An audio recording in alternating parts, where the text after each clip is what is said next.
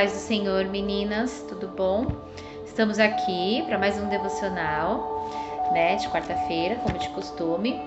E a palavra dessa semana, eu vou dar continuidade no devocional da semana passada.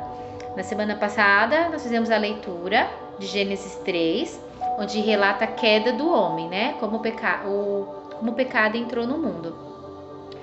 Hoje a nossa leitura está em Gênesis 4, tá? Eu anotei dos versículos 3 ao 15, tá? Na verdade, pode ser feita a leitura toda. Porém, eu vou ler aqui, para não ficar muito extenso, eu vou ler dos versículos 3 até o versículo 10, tá bom?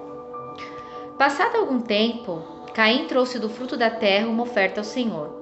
Abel, por sua vez, trouxe as partes gordas das primeiras crias do seu rebanho.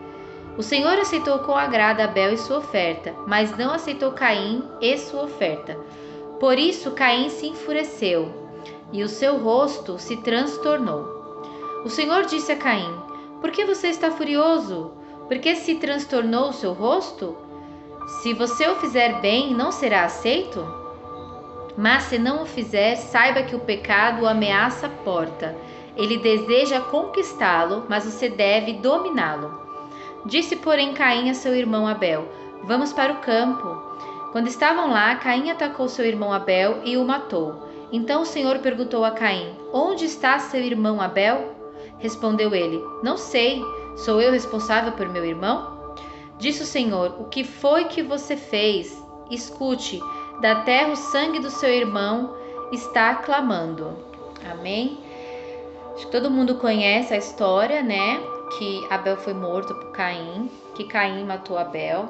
Caim, na verdade, ficou furioso porque Deus se agradou da oferta de Abel e não se agradou da oferta dele. Já assisti diversas pregações, ministrações desta palavra e a maioria delas sempre vem falando da questão da inveja que Caim teve a Abel. Porém, a minha reflexão foi diferente, porque semanas já tenho refletido, na verdade, do que nós temos ofertados ao Senhor, né? E eu sempre trago isso, né? Que nós precisamos sempre nos esvaziar do nosso eu e nos encher da presença do Espírito Santo, né? Gênesis 4, na verdade, ele é a consequência da queda do homem, né? Por isso que eu falei, vamos nos estender, né? Ali, Caim foi o primeiro filho, né? E Abel, o segundo filho, né? De Adão e Eva. Caim matou Abel. Caim era lavrador e Abel era pastor de ovelhas, né? Lá a gente vê que diz assim, que Caim levou os frutos.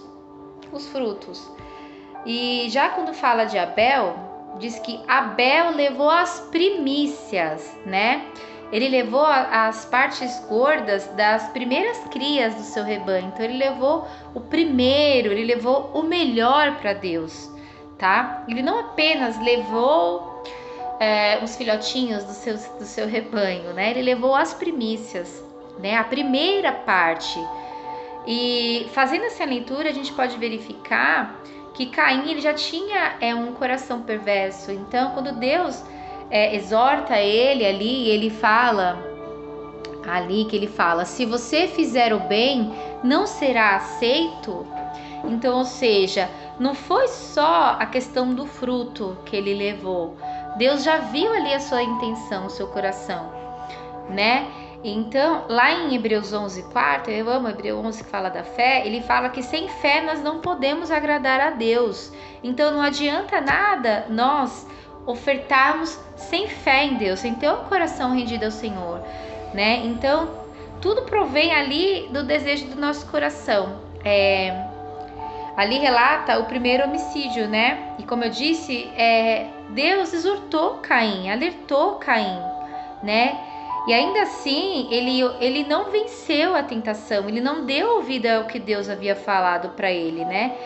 Semelhante modo como fizeram Adão e Eva, não foi diferente, né? Eles, como eu disse, o homem foi criado com racionalidade, então ele tinha poder de escolha, de decisão, e optaram por fazer diferente, né? Optaram por fugir da presença do Senhor, por não manter um relacionamento com Deus. E Deus os questionou, os indagou, mesmo já sabendo dos pecados deles, mesmo sabendo.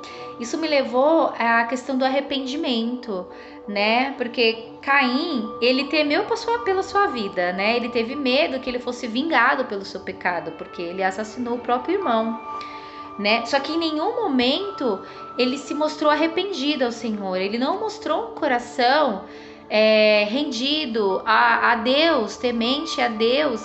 Na verdade, ele temeu a sua própria vida somente. E quando nós vamos lembrar lá em Gênesis 3, a gente não vê também Adão e Eva arrependidos do que fizeram. Eles não se demonstraram arrependimento, eles não se prostraram ao Senhor arrependido, não pediram perdão pelos seus pecados, né? Não houve, assim, o reconhecimento da parte deles de que eles haviam pecado contra Deus, né? E quando a gente fala aqui do pecado de Caim, ele não mostrou arrependimento contra o que ele fez ao seu próximo, porque o seu irmão era o seu próximo, né? Eles não se mostraram arrependidos do pecado que eles cometeram contra Deus, porque quando ele matou Abel, é como se ele tivesse matado a Deus, porque lá no primeiro capítulo de Gênesis, lá no comecinho, lá no início, a gente vê que Deus criou o homem à sua imagem e semelhança. Então é como se Caim tivesse matado ao Senhor. Então ele cometeu um pecado não só contra o próximo, seu irmão, mas também contra Deus. E a gente não vê arrependimento, né? Essa semana eu postei uma frasezinha, né, que me veio na cabeça, né? Que hoje a gente é muito fácil assim, a gente expulsar demônios, né? A gente vê muitas pessoas que oram em línguas, né? Que ofertam, que são dizimistas ali, que a gente vê muita religiosidade hoje em dia. As pessoas são religiosas, elas cumprem rituais, elas ofertam, elas dizimam, elas dão cesta básica, elas expulsam demônios. Eu falo até por mim, por nós fazemos o bem, nós levamos uma palavra, mas como está o nosso coração diante de Deus?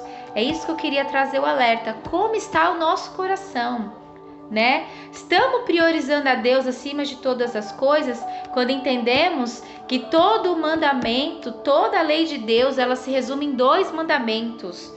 Amar a Deus sobre todas as coisas, amar ao próximo como a mim mesmo. Eu estou priorizando a Deus acima de todas as coisas? Eu estou colocando a Deus acima de todas as coisas? Será que Deus tem sido de fato a minha prioridade? Será que eu estou adorando a Deus com todo o meu coração? Eu estou sendo como Caim, eu estou levando a minha oferta, eu estou levando o meu dízimo, mas eu não estou mantendo a fé no meu coração, eu não estou tendo um coração adorador, eu não estou sendo uma verdadeira adoradora. Será que eu estou me enchendo do Espírito Santo e me esvaziando do meu eu? Será que eu tenho confessado os meus pecados ao Senhor e me arrependido deles? Será que eu entendo que eu sou pecadora e que eu preciso da graça de Deus? Eu preciso me encher da presença de Deus. Eu preciso confessar os meus pecados. Eu preciso me arrepender dos meus pecados. Será que nós temos feito isso, irmãs? Isso que eu queria trazer como reflexão, que nós possamos fazer Deus as nossas prioridades, que nós possamos vencer as tentações, pois elas vêm, eu sei que elas vêm de todos os lados. Eu li uma história na internet, né, de um casal que foi a um cinema, que é drive-in, cinema que você entra no seu nome certo, tá, gente?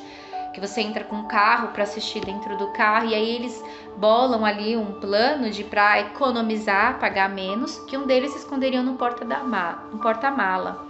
E aí quando eles chegam na entrada, o marido pula no porta-mala e fala para a esposa, você entra como se estivesse sozinha. E ela entra. E na hora que chega lá para assistir o filme, ela vai abrir o porta-mala, a chave do porta-mala estava no bolso do marido. E aí eles têm todos um transtorno de chamar a segurança, de chamar a polícia, de chamar a equipe de resgate para tirar o marido de lá de dentro do carro. Tiveram que arrombar o porta-mala. Com isso que a gente chega a morar o quê? Que o trajeto do pecado ele é curto, mas o preço a ser pago ele é alto demais. Tá? Aí vem que nem tá em Mateus 7, 13 e 14, que todo mundo conhece, né?